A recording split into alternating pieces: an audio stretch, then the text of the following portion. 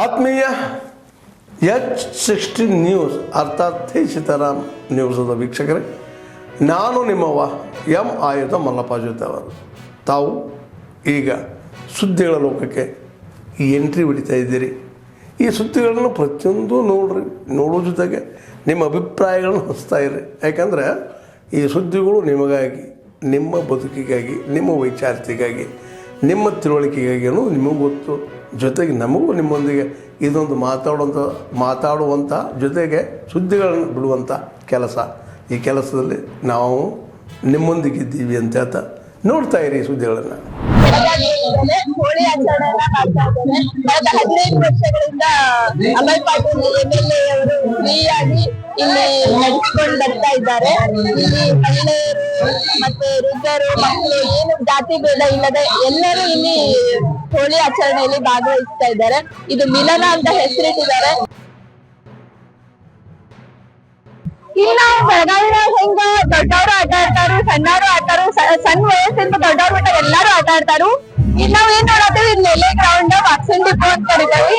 ಇಲ್ಲೊಂದ್ ದೊಡ್ಡ ಗ್ರೌಂಡ್ ಇದೆ. ಎಲ್ಲಾರು ಬಂದು ಎಲ್ಲಾ ವಯಸ್ಸರು ಬಂದು ಇಲ್ಲಿ ಹೋಳಿ ಆಡ್ತಾರು. ಮತ್ತೆ ಇಲ್ಲಿ ಫಂಕ್ಷನ್ಸ್ ಇರ್ತಾವು. ಎಲ್ಲಾ ಚಲೋ ಇಲ್ಲ ಆಟ. ಮುಂಚೆ ಎಂದು ಈ ರೀತಿ ಹೋಳಿ ಹಬ್ಬ ಆಚರಿಸಿರ್ಲಿಲ್ಲ. ಎಲ್ಲ ಶಾಸಕರು ಎಲ್ಲರೂ ಉತ್ತಮ ರೀತಿಯಲ್ಲಿ ಅರೇಂಜ್ ಮಾಡಿದ್ದಾರೆ. ರೇನ್ ಡ್ಯಾನ್ಸ್ ಆಗ್ಲಿ, ಆಮೇಲೆ ಡಿಜೆ ಸೌಂಡ್ ಆಗ್ಲಿ, ಆಮೇಲೆ ಉಚಿತ ಊಟ, ಆಮೇಲೆ ಬಣ್ಣಗಳನ್ನೆಲ್ಲ ನೀಡಿದ್ದಾರೆ. ತುಂಬಾ ಖುಷಿ, ಒಳ್ಳೇದು. ಬಂದಿರೋದು ಹೋಳಿ ಹಬ್ಬ ಮಾಡಕ್ಕೆ ಕಷ್ಟ. ಜಯ ಗಂಟಿ ಅವ್ರು ಬಾಳ ಒತ್ತಾಯ ಮುಖಾಂತರ ನಮ್ಗೆ ಕರ್ಕೊಂಡ್ಬಿಟ್ಟಿದ್ದಾರೆ. ಇಲ್ಲಿ ನಮ್ಗೆ ಹೇಳ್ತೇವ್ರಿ, ನಾವು ಒಟ್ಟ ಹೊರಗೆ ಹೋಗಿಲ್ಲ, ಆಟನೂ ಆಡಿಲ್ಲ. ಫಸ್ಟ್ ಬಂದಿರೋದು, ಫಸ್ಟ್ ಟೈಮ್ ನಾವು ಹೋಳಿ ಹಬ್ಬ ಆಚರಣೆ ಮಾಡ್ತಾ ಇದ್ದೀವಿ.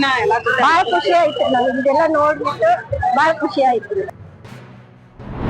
Every policeman, starting from a constable to the senior officer, must have the knowledge of cyber. And of course, as I said, in the academy also, they will train the graduates, they will train every person who is educated, but that's going to be a challenge, and that's going to be the order of the day. And here at CCITR, they have taken this initiative, and also subsequently the advancements related to that. As we inaugurate this summit, we have to reaffirm our commitment. Can't just leave it to the private initiative, the private IT companies. We need to government has to take an initiative and see that this particular aspect is given importance. In fact, already we have recognized this position, and backing the financial support, we have given 103 crores for the rest of the time, 5 years' time, to combat these cyber crimes happening in the state.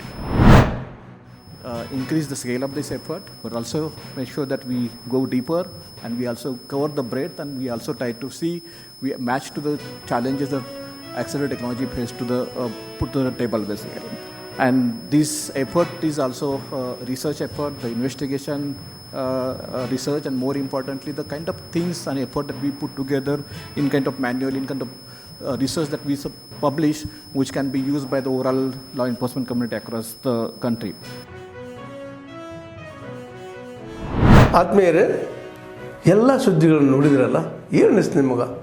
ಇದರಲ್ಲೇ ನಿಮ್ಗೆ like ಆಗಿರ್ಬೋದು, dislike ಆಗಿರ್ಬೋದು, comment ಬೇಡಪ್ಪ ಅಂತೂ ಅನಿಸಿರ್ಬೋದು, comment ಮಾಡಬೇಕಪ್ಪ ಅನಿಸಿರ್ಬೋದು, share ಮಾಡಬಾರ್ದಪ್ಪ ಅನಿಸಿರ್ಬೋದು, ಅದು ಮಾಡಬೇಕು ಅನಿಸಿರ್ಬೋದು.